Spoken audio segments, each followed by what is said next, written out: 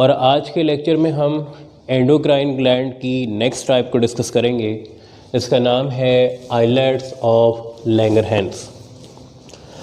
याद रखें कि islets of Langerhans actually the part of pancreas, ये हमारे पैंक्रियाज का हिस्सा है।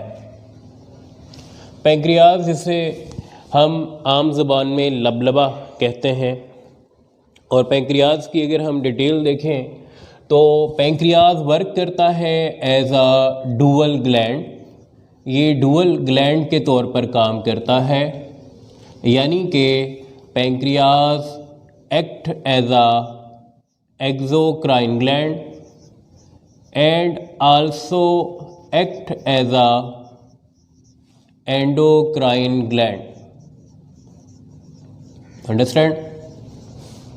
तो अगर हम थोड़ा सा डिस्कस करें इसके एक्सोक्राइन ग्लैंड के फंक्शंस के तौर पर, तो इसे एक्सोक्राइन ग्लैंड आपको मैंने फर्स्ट लेक्चर में भी बताया था कि ऐसे ग्लैंड होते हैं जिनमें डक्ट यानी कि नाली जो है मौजूद होती है, और उसी डक्ट के ज़रिए ग्लैंड जो भी सिक्रीशन खारिज करते हैं अपने टारगेटेड सेल्स तक पहुंचाते हैं। और एंडोक्राइन ग्लैंड ऐसे ग्लैंड होते हैं जो डक्टलेस होते हैं।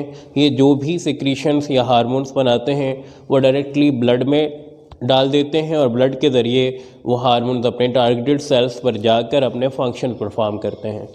तो अगर हम इसका एक्सोक्राइन ग्लैंड के तौर पर फंक्शन देखें तो ये सिक्रीट करता है पैंक्रियाटिक जूस।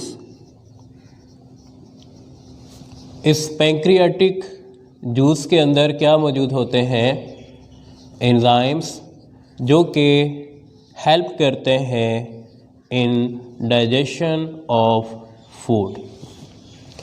डायग्रामेटिकली अगर आप लोगों को इसके बारे में मैं बताऊं तो हम कहते हैं कि पैंक्रियाज जो है मौजूद होता है बिलो द स्टोमिक। तो ये हमारा स्टोमिक आ गया। स्टोमिक के नीचे लीफ लाइक स्ट्रक्चर जो है वो किसकी मौजूद है हमारे पास? पैंक्रियाज की। और ये leaf like structure pancreas open होगा कहाँ पर जाकर? स्मॉल इंटेस्टाइन के फर्स्ट पार्ट में, जिससे ड्यूडीनम बोला जाता है। तो यहाँ देखिए कि ये हमारे पास क्या है? ये हमारे पास है पैंक्रियाज। पैंक्रियाज जो है इसमें एक पैंक्रियाटिक डक्ट मौजूद होती है। That's one is pancreatic duct. इस पैंक्रियाटिक डक्ट के साथ खास किस्म के सेल्स अटैच होते हैं और इन सेल्स का काम क्या होता है? पैंक्रियाटिक जूस को प्रोड्यूस करना। और पैंक्रियाटिक जूस देखिएगा कि पैंक्रियाज की पैंक्रियाटिक डक्ट में डाल दिया जाएगा और ये मूव करेगा कहाँ पर? ड्यूडिनम में, जहाँ पर ये फूड की क्या करेगा? मज़ीद डाइजेशन करेगा। अब क्योंकि एक्सोक्राइन का हम फंक्शन देख रहे हैं एज एक्सोक्राइन ग्लैंड, तो हमने देखा कि इसके मखसूस जो ग्रुप ऑफ सेल्स हैं इन्होंने पैंक्रियाटिक जूस बनाया, जो कि पैंक्रियाटिक डक्ट के ज़रिए कहाँ गया? ड्यूडिनम में, और वहाँ पर फूड की मज़ीद डाइजेशन की। तो ये था इसका एक्सोक्राइन ग्लैंड के तौर पर फंक्शन। अगर हम इसका एंडोक्राइन ग्लैंड के तौर पर फंक्शन देखें तो याद रखिए कि पैंक्रियाज में मुख्तलिफ पॉइंट्स पर ख़ास किस्म के सेल्स के ग्रुप्स मौजूद होते हैं, लाइक दिस। अब ये जो हमारे पास सेल्स के ग्रुप्स हैं, इनकी अगर हम बात करें तो ये हमारे पास कहलाते हैं आइलेट्स ऑफ लैंगरहैंस। याद रखिए आइलेट्स का मतलब होता है जजीरा, एंड लैंगरहैंस वो साइंटिस्ट था जिसने सेल्स के इस ग्रुप को या जजीरे को डिस्कवर किया था पहली बार। किसमें? पैंक्रियाज में। डेट्स वाई इन ख़ास किस्म के सेल्स को नाम क्या दिया गया? आइलेट्स ऑफ लैंगरहैंस का। और ये सेल्स या टिश्यूज़ काम करते हैं एज आ एंडोक्राइन ग्लैंड।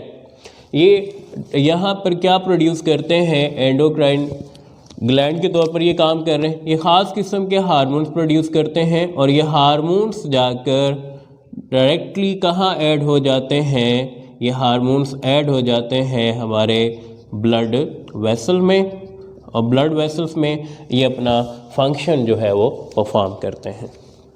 तो ये तो स्टूडेंट आपने थॉरोली देख लिया कि हमारा जो पैंक्रियाज है ये डुअल ग्लैंड कैसे काम कर रहा है, एक्सोक्राइन ग्लैंड कैसे काम कर रहा है, एज अ एंडोक्राइन ग्लैंड कैसे काम कर रहा है। अब हम इन डिटेल जस्ट हम एज अ एंडोक्राइन ग्लैंड के तौर पर इसको मज़ीद आज के लेक्चर में डिस्कस करेंगे। तो अगर हम इसके एंडोक्राइन ग्लैंड के तौर पर फंक्शंस को देखें तो हम यहाँ पर कहते हैं कि हमारा जो आइलेट्स ऑफ लैंगरहैंस यानी कि जो सेल्स का ग्रुप्स होते हैं जो कि पैंक्रियाज में मौजूद हैं, इनमें दो तरह के सेल्स होते हैं। There are 2 types of cells. यहाँ पर मैं इसे मेंशन करूँगा, टाइप्स ऑफ सेल्स। तो टाइप्स ऑफ सेल्स की अगर हम बात करें तो आइलेट्स ऑफ लैंगरहैंस यानी कि ग्रुप ऑफ सेल्स जो कि पैंक्रियाज में मौजूद है, इस ग्रुप में दो तरह के सेल्स मौजूद हैं। पहले को हम नाम दे रहे हैं अल्फा सेल्स का, और दूसरे को हम नाम दे रहे हैं बीटा सेल्स का। तो ये जो है दो तरह के सेल्स आपके पास पैंक्रियाज में मौजूद हैं जो कि वर्क करेंगे एज अ एंडोक्राइन ग्लैंड। अब ये जो बीटा सेल है ये कौन सा हार्मोन प्रोड्यूस करेगा? ये प्रोड्यूस करेगा इंसुलिन को, and this point is very very important for MCQ. दूसरे नंबर पे अगर हम बात करें तो अल्फा सेल जो है ये कौन सा हार्मोन प्रोड्यूस करेगा? ये प्रोड्यूस करेगा ग्लूकागोन को, and this point is also very very important point. अब अगर हम बात करें कि ये हार्मोन्स की सिक्रीशंस जो हमारे आइलेट्स ऑफ लैंगरहैंस प्रोड्यूस कर रहे हैं, इनको हमारी बॉडी में कौन कंट्रोल कर रहा होता है? तो याद रखिए कि हमारे इन सेल्स की सिक्रीशंस को हमारे पिट्यूटरी ग्लैंड के इंटीरियर लोब में मौजूद दो हार्मोन्स, जिनमें हमारे पास TSH है, थायराइड स्टिमुलेटिंग हार्मोन, और एक हमारे पास कौन सा हार्मोन है? ACTH, adrenocorticotropic hormone. ये दोनों हार्मोन्स इन अल्फा और बीटा सेल्स की सिक्रीशंस को कंट्रोल करते हैं। उसके अलावा अगर हम बात करें तो इन सेल्स की सिक्रीशंस को मज़ीद हमारे ब्लड में ग्लूकोज लेवल जो है वो क्या करता है? कंट्रोल करता है। तो ये तो हमने देख लिया कि हमारे इस एंडोक्राइन ग्लैंड को कौन कंट्रोल कर रहा है। दो हार्मोन्स बताए मैंने, TSH thyroid stimulating hormone, ACTH। Actually ये दोनों जो हैं हार्मोन्स पिट्यूटरी ग्लैंड में मौजूद होते हैं जो कि रिलीज़ होकर कहाँ आते हैं? आइलेट्स ऑफ लैंगरहैंस में, और इन सेल्स की सिक्रीशंस को कंट्रोल करते हैं। और दूसरे नंबर पे डायरेक्टली हमारा ग्लूकोज लेवल कहाँ पर? ब्लड में। ये भी इन सेल्स की सिक्रीशंस यानी कि इन हार्मोन्स की सिक्रीशंस को कंट्रोल कर रहा होता है। अब हम अगर मज़ीद बात करें तो हम सबसे पहले बीटा सेल्स के हार्मोन जिसे इंसुलिन कहा जा रहा है, इसकी ज़रा फंक्शनिंग इन डिटेल देखेंगे। तो पहले नंबर पे हम देखेंगे इंसुलिन के बारे में। इंसुलिन की अगर हम बात करें तो स्टूडेंट सबसे पहले आपने इसका फंक्शन ज़हन में रखना है कि इंसुलिन का काम क्या है। इंसुलिन का काम होता है डिक्रीज़ करना किसको? ग्लूकोज लेवल को इन ब्लड। तो अगर हमारे ब्लड में ग्लूकोज लेवल बढ़ने लगे तो इंसुलिन उसे क्या करता है? उस ग्लूकोज लेवल को डिक्रीज़ कर देता है। जबकि अगर हम बात करें ग्लूकागोन की तो ये इससे ऑपोजिट काम करता है। लिहाजा ये क्या काम करेगा? ग्लूकागोन ये इंक्रीज़ करेगा उसकी ग्लूकोज की प्रोडक्शन को, और इस तरह से ये दोनों हार्मोन एक दूसरे के एंटागोनिस्टिक काम करते हैं और हमारे ब्लड में ग्लूकोज लेवल को क्या करते हैं, कंट्रोल करते हैं, उसे एक नॉर्मल रेंज में रखते हैं। तो सबसे पहले हम इंसुलिन को ही देख रहे हैं, तो हमने इसका फंक्शन डिस्कस कर लिया कि डिक्रीज़ करता है ग्लूकोज लेवल को ब्लड में। अब हम देखेंगे कि हाउ, क्या इसके पास ऐसा मैजिक है जिसके ज़रिए ये हमारे ब्लड के अंदर ग्लूकोज लेवल को डिक्रीज़ करता है। तो यहाँ पर सिंपली आपने ये बातें ध्यान में रखनी है कि पहले नंबर पे तो ये काम करेगा, ये डिक्रीज़ कैसे कर रहा है।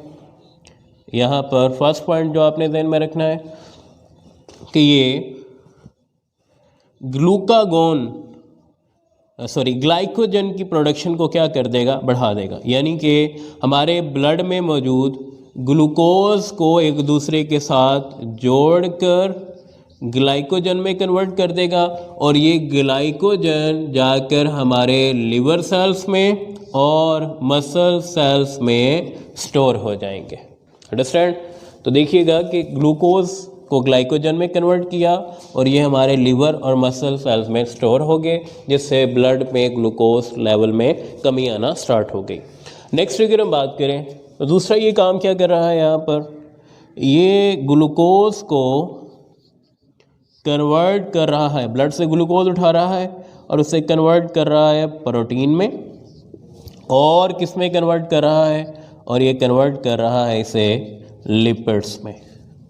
तो ये दो बड़े इंपॉर्टेंट काम किए जा रहे हैं जी इसकी तरफ से। और तीसरा और क्या तरीक़ाकार है जी इसमें, कहते हैं कि ये हमारे लीवर और मसल सेल्स में जो ग्लाइकोजन पड़ा हुआ है, उस ग्लाइकोजन की ब्रेकडाउन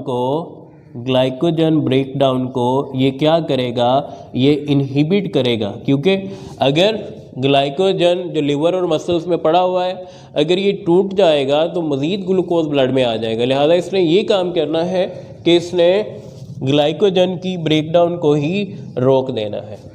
और लास्ट में एक बहुत ही इम्पॉर्टेंट काम करता है, ये क्या, ये इंक्रीज़ कर देता है सेल यूटिलाइजेशन ऑफ ग्लूकोज, कि सेल्स जो हैं वो ज़्यादा से ज़्यादा ग्लूकोज को इस्तेमाल करें, ब्लड से ज़्यादा ग्लूकोज लें और उसको इस्तेमाल करें, ताकि मज़ीद ब्लड में ग्लूकोज की क्या हो सके, कमी हो सके। तो ये था स्टूडेंट हमारे पास इंसुलिन के फंक्शंस के किस तरह से वो ग्लूकोज लेवल को हमारी बॉडी में डिक्रीज़ करता है। अच्छा जी, नेक्स्ट अगर हम बात करें तो बाद दफ़ा हमारी बॉडी में इंसुलिन की अंडर सिक्रीशंस या ओवर सिक्रीशंस, यानी कि इंसुलिन हमारी बॉडी में एक नॉर्मल रेंज में प्रोड्यूस नहीं होता, या तो ये बहुत ज़्यादा प्रोडक्शन स्टार्ट कर देता है या बहुत ही कम मिकदार में प्रोड्यूस होना स्टार्ट हो जाता है। तो ये दोनों कंडीशन जो है ये बॉडी में मुख्तलिफ तरह की अबनॉर्मेलिटीज़ यानी कि डिजीज़ पैदा करती हैं, जिनमें हमारे पास यहाँ पर मैंने दो डिजीज़ का जिक्र किया है। Number 1 diabetes mellitus and number 2 hyperglycaemia. Student याद रखिए, डायबिटीज़ मेलाइटस जिसे आमतौर पर आप शुगर की बीमारी कहते हैं, अगर हम इसकी बात करें तो ये बीमारी क्यों होती है, हम सबसे पहले इसी को डिस्कस करेंगे। तो मैंने यहाँ मेंशन किया है about the causes of diabetes mellitus. याद रखिए स्टूडेंट कि इसकी काजेस क्या है, जब इंसुलिन की प्रोडक्शन बॉडी में क्या हो, इनसफिशेंट हो, मतलब एक नॉर्मल रेंज में इंसुलिन प्रोड्यूस ना हो, तो क्या होगा, डायबिटीज़ मेलाइटस की बीमारी हमारी बॉडी में पैदा हो जाएगी। अब इस बीमारी की अलामात भी कुछ यहाँ पर मेंशन की गई हैं। ये सिम्टम्स या अलामात जिन्हें कहते हैं, ये कौन सी होंगी। सबसे पहली जो अलामत इस बीमारी की है वो देखिएगा, हाई ब्लड शुगर, यानी कि जब इंसुलिन एक नॉर्मल रेंज में बॉडी में नहीं है, इंसुलिन की कमी है, डेफिनेटली वो ग्लूकोज लेवल को भी डिक्रीज़ नहीं कर पाएगा, जिसकी वजह से ग्लूकोज लेवल ब्लड में क्या होता जाएगा, बढ़ता जाएगा। और इसी वजह से हमने यहाँ पर पॉइंट लिखा हाई ब्लड शुगर, ये ब्लड में ग्लूकोज या शुगर का लेवल क्या हो जाएगा, बढ़ जाएगा। दूसरे नंबर पे शुगर इन यूरिन, देखिए कि ये शुगर जो ब्लड में मौजूद है, अब ब्लड जो है वो किडनी में जाता है, किडनी में नेफ्रॉन्स होते हैं जो क्या करते हैं, यूरिन की फॉर्मेशन करते हैं। तो जब ये शुगर या ग्लूकोज फ़िल्टर होकर ये नेफ्रॉन में जाता है, तो नेफ्रॉन में ये एबिलिटी होती है कि ब्लड को एक्सेस ग्लूकोज जो आया होता है यूरिन में उसको रीअब्जॉर्ब करवा देता है। तो दोबारा से नेफ्रॉन से ग्लूकोज कहाँ चला जाएगा, हमारी बॉडी में रीअब्जॉर्ब हो जाएगा। लेकिन अगर, ये तो नॉर्मल कंडीशन बताई है मैंने, लेकिन अगर ब्लड में बहुत ज़्यादा ग्लूकोज या शुगर आ जाएगा तो वो डेफिनेटली क्या होगा, वो हमारे यूरिन में भी क्या हो जाएगा, ऐड हो जाएगा। अब ये जो शुगर या ग्लूकोज है इसमें ये एबिलिटी होती है कि जहाँ पर इसकी कंसंट्रेशन ज़्यादा होगी वहाँ पर पानी भी ऑटोमेटिकली क्या होगा, उसकी भी मिकदार वहाँ पर बढ़ती जाएगी। जिस वजह से होगा क्या कि हमारे यूरिन में ग्लूकोज लेवल बढ़ने की वजह से ज़्यादा पानी भी बॉडी से इकट्ठा हो जाएगा और ग्लूकोज और यूरिन दोनों मिलकर डाइल्यूटेड, यानी कि कौन सा यूरिन बनाएंगे, पतला यूरिन बनाएंगे। और डाइल्यूटेड यूरिन की वजह से पेशेंट को बार बार जो है वो टॉयलेट में यूरिन खारिज करना पड़ेगा, जिसकी वजह से यूरिन के साथ एक तो शुगर बॉडी से रिमूव हुआ और दूसरे नंबर पे क्या हुआ कि एक्सेस वाटर भी पानी बॉडी से रिमूव होता गया, जिसकी वजह से जिस्म में पानी की कमी हो गई। और उसको पानी की कमी जो जिस्म में होती है इसे हम क्या कहते हैं, डिहाइड्रेशन कहते हैं। और ये इतनी ज़्यादा डेंजरस होती है कि अगर ये ज़्यादा तेज़ी से ये प्रोसेस होता रहे तो ये फीटल यानी कि जानलेवा भी हो सकता है। तो ये देखिएगा कि ये सारी जो हमारे पास मैंने यहाँ पर सिम्टम्स लिखी हैं सारी इंटर रिलेट है। मैं दोबारा से बता रहा हूँ कि ब्लड में शुगर लेवल बढ़ा तो यूरिन में भी शुगर ज़्यादा आ गया, यूरिन में शुगर ज़्यादा आया तो पानी भी ज़्यादा आ गया, ज़्यादा पानी आया तो डाइल्यूटेड यूरिन जिस्म से खारिज हुआ और डाइल्यूटेड यूरिन यानी कि पतला पेशाब पैदा होने की वजह से जिस्म में डिहाइड्रेशन का हो गया, जिस्म में डिहाइड्रेशन का प्रोसेस स्टार्ट हो गया, जिसकी वजह से मज़ीद क्या हुआ, हमारे बॉडी में ऑस्मोटिक इक्विलिब्रियम जो है वो भी क्या हो गया, डिस्टर्ब हो गया। तो ये तो कुछ सिम्टम्स जो एक दूसरे से इंटर रिलेट थी मैंने आप लोगों को बताई। यहाँ पर मज़ीद एक और सिम्टम की बात की गई है, इसे लिखा हुआ है हमने यहाँ पर कि इंसुलिन में कमी की वजह से हमारी बॉडी में टॉक्सिक मेटाबोलाइट्स जो हैं जो कि फ़ैट बनाता है वो इकट्ठे हो जाते हैं। और ये टॉक्सिक मेटाबोलाइट्स जो फ़ैट ने बनाए हैं ये हमारी बॉडी से तब ही रिमूव होते हैं जब इनके साथ वैल्यूएबल केटाइंस क्या हों, शामिल हों। मैं आपको सिंपल सा इसको एक्सप्लेन करता चलूँ कि आम तौर पर अगर हमारी बॉडी नॉर्मल है, इंसुलिन की प्रोडक्शन नॉर्मल हो रही है, तो ये जो टॉक्सिक मेटाबोलाइट्स जो कि कौन बनाता है, फ़ैट। ये देखिएगा फ़ैट जब टूटता है तो ये दो काम करता है, एक एनर्जी बनाएगा और दूसरा ये क्या काम कर रहा है, टॉक्सिक मेटाबोलाइट्स बना रहा है। और ये टॉक्सिक मेटाबोलाइट्स जो है ये नेगेटिवली चार्ज होते हैं, नेगेटिवली चार्ज्ड।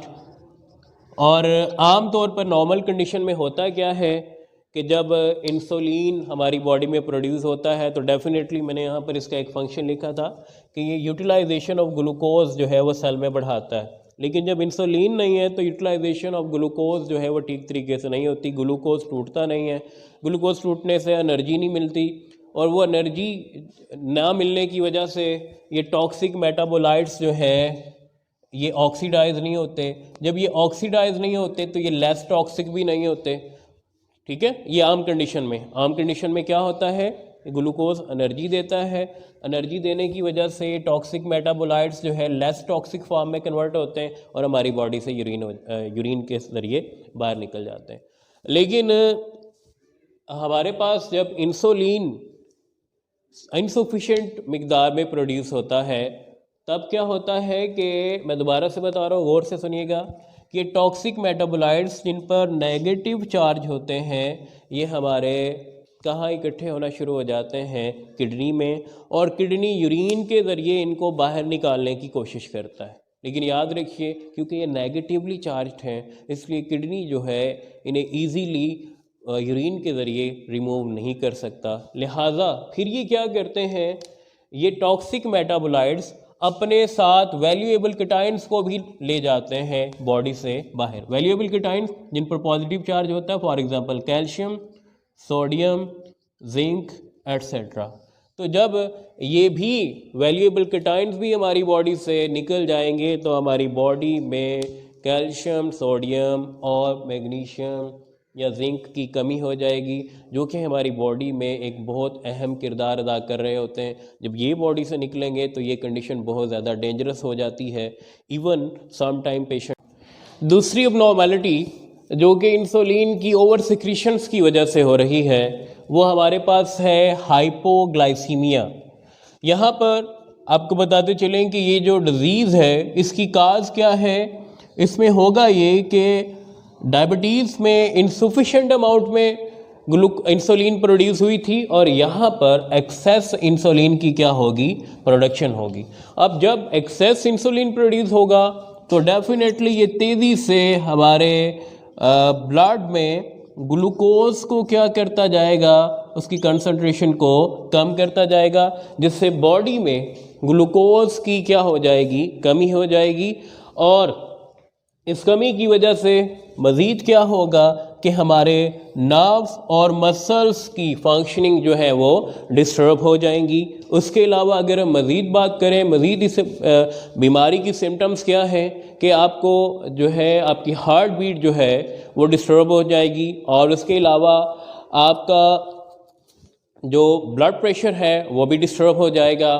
उसके अलावा आपको स्वेटनिंग, पसीना आना स्टार्ट हो जाएगा और पेशेंट जो है अपने आप को बहुत ज़्यादा वीक महसूस करेगा।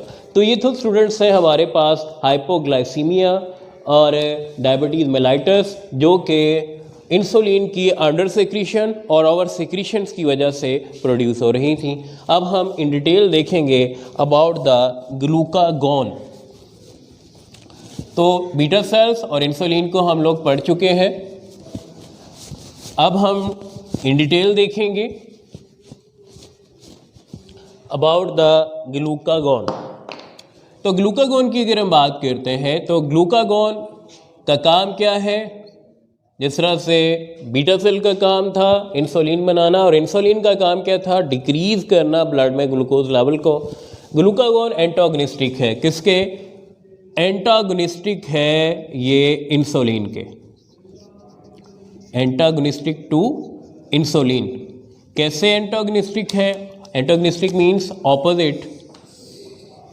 कहते कि ये इंक्रीज करता है blood glucose level, blood glucose level को ये इंक्रीज करता है। किस तरह से इंक्रीज करेगा, सिंपल आपने ये बात ज़हन में रखनी है कि आप इंसुलिन जिस तरह से ग्लूकोज की अमाउंट है उसको कम कर रहा था, तो सेम यहाँ पर क्या होगा कि ग्लूकागॉन ग्लूकोज की जो अमाउंट है उसको ब्लड में बढ़ाएगा। कैसे, ये ग्लाइकोजन को ब्रेक करेगा और किस में कन्वर्ट कर देगा, ग्लूकोज में, और ये ग्लूकोज किस में ऐड कर देगा, ब्लड में, जिससे ब्लड में ग्लूकोज लेवल बढ़ता जाएगा।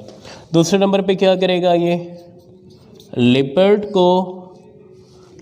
को ब्रेक करके क्या बनाएगा, ग्लूकोज, और ये भी किस में ऐड कर देगा, ब्लड में। तीसरे नंबर पे क्या काम करेगा, प्रोटीन को कन्वर्ट करेगा ग्लूकोज में, और ये भी किस में ऐड हो जाएगा, ब्लड में, जिससे ब्लड में ग्लूकोज लेवल क्या होता जाएगा, बढ़ना स्टार्ट हो जाएगा। तो ये स्टूडेंट्स हमारे पास हैं ग्लूकागॉन के फंक्शंस। अब अगर हम इसकी अबनॉर्मैलिटीज़ की बात करें, अबनॉर्मैलिटीज़ तो याद रखिएगा कि ग्लूकागॉन अबनॉर्मैलिटीज़ आर रेयर, ये बहुत ही रेयर होती हैं, ये ज़्यादा नहीं होते। जिस तरह आपने डायबिटीज़ मेलाइटस तो हर बंदे को सुना है कि हर तीसरे चौथे बंदे को जो है ये बीमारी होती है, लेकिन जो ग्लूकागॉन अबनॉर्मैलिटी है इसकी वजह से कोई ज़्यादा जो है बॉडी में प्रॉब्लम्स पैदा नहीं होते, ज़्यादा जो सीवियर डिजीज़ पैदा नहीं होती। किस तरह से, यहाँ पर सिंपल सी आपने बात ध्यान में रखनी है कि अबनॉर्मैलिटी होगी कैसे, जब बीटा सेल्स पर क्या बन जाएगा, ट्यूमर बन जाएगा। बीटा सेल्स पर जब ट्यूमर बनेगा तो डेफिनेटली इंसुलिन प्रोड्यूस नहीं होगी। जब इंसुलिन प्रोड्यूस नहीं होगी तो ग्लूकागोन हार्मोन की प्रोडक्शन ब्लड में क्या होती जाएगी, बढ़ती जाएगी। जब ग्लूकागोन की प्रोडक्शन बढ़ेगी तो ब्लड में ग्लूकोज लेवल भी क्या होता जाएगा, बढ़ता जाएगा।